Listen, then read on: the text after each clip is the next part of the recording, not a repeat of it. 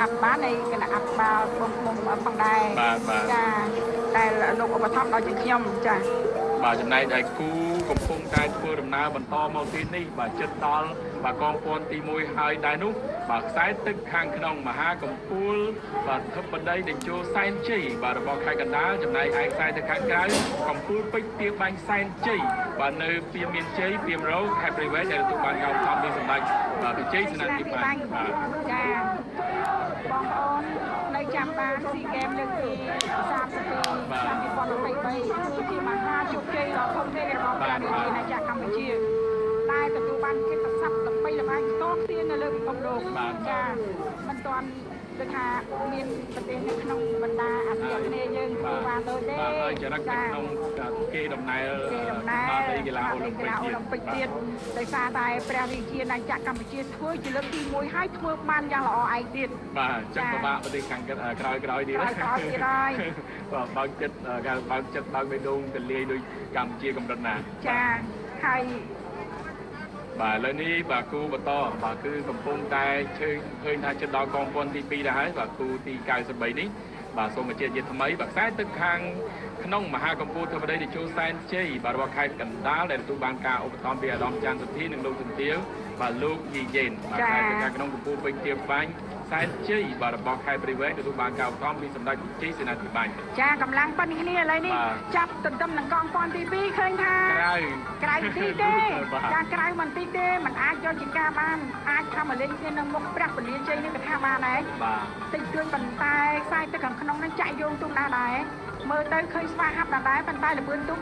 នៅតាមខ្សែទឹកខាងក្រៅប៉ុន្តែមិនប្រកបបាទបាញ់យើងឃើញបាទតាមមកដល់ទីអត់ខ្សែទឹកខាងក្នុងហាក់ជាបង្កើនហើយអត់តដកទេចាខ្សែទឹកខាងក្រៅកំពូលពេជ្រទៀបបាញ់សែនជ័យរបស់សម្ដេចវិជ័យសេនាធិបតីនៅតែដកនាំមុខដដែលចានៅតែនាំមុខដដែល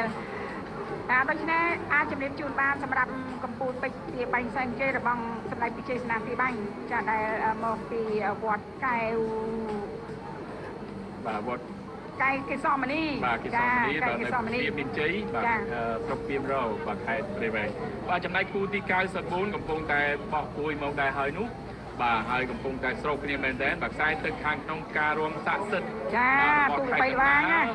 បាទដែលទទួលបានការឧបត្ថម្ភពីលោកប្រតិចាបណ្ឌិតអ៊ុនសរឿនចំណែកឯខ្សែទឹកខាងក្រៅទាវិញនាគសែនជ័យរស្មីចន្ទ្រារបស់កងទ័ពជើងទឹកបាទដែលទទួលបានការឧបត្ថម្ភពីឯកឧត្តមនាយឧត្តមនា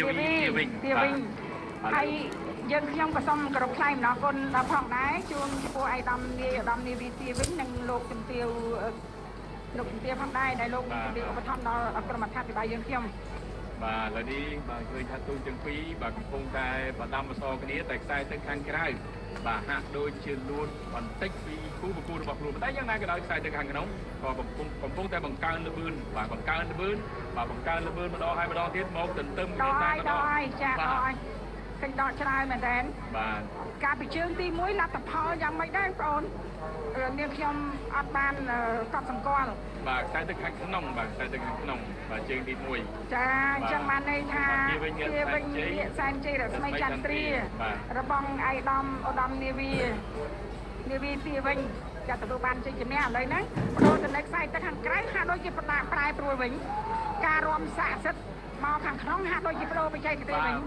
ចាតែមិនទាន់ប្រកាសនៅឡើយដូចគ្នាបើខ្សែទឹកខាងក្រៅកំពុងបង្កើនល្បឿនដែរបែបនេះ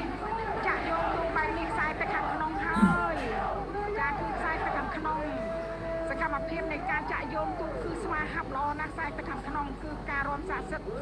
ល្បីល្បាញណាស់ទូកនេះចាមកពីខាងអាស្រមមហាអាដាមចាព្រៃ7ស្អាងបាទនៅបន្តទៅទីនេះបាទយើងឃើញថាគូកំពុងតែចេញមកបន្តទៀតហើយបាទហើយប្រហែលនេះបាទបងប្អូនកំពុងតែតាមដានទស្សនាយ៉ាងជក់ចិត្តបាទនៅគូពិសេសបាទពិសេសបងប្អូនកំពុងតាមដានទស្សនានៅក្របនឹងមាត់ច្រាំងទន្លេរបស់យើងបាទលោកស្រីនិងកញ្ញាជាទីមេត្រីបាទពេលនេះកំពុងតែជិតដល់កងពន្ធទី2ហើយបាទគូទី95ដែលចូលសែនជ័យបារមីវត្តចាស់របស់ឯកឧត្តមដិតចាំម៉ៃប្រនលោកជំទាវបដូរទៅនៅខ្សែទឹកខាងក្រៅវិញម្ដងឥឡូវនេះជំទាវក្លាហានសម័យដែលចូលរបស់ប្រគ្រូចៅអធិការវត្ត មានឧត្តមគង់សារីចាគង់សារីដូចជាដកវិញខ្សែទឹកខាងក្នុង បាទគង់មកទៅអើងលបឿនបន្ថែមទៀតបាទ ប្រែប្រួលទៀតហើយចា ឥឡូវនេះយើងឃើញតែខ្សែទឹកខាងក្នុងកំពុងតែបើសណ្ដោហើយអាចមកដល់ទីព្រ័ត្រឬយ៉ាងណាដល់ទៅហើយ ខ្សែទឹកខាងក្នុងចាចំទាវក្លាហានសម័យតេជោដែលទូកនេះមកពីវត្តទឹកខ្លាសែនសុខចាខណ្ឌសែនសុខរាជធានីភ្នំពេញរបស់យើងទទួលបានជ័យជំនះចា បាទឥឡូវ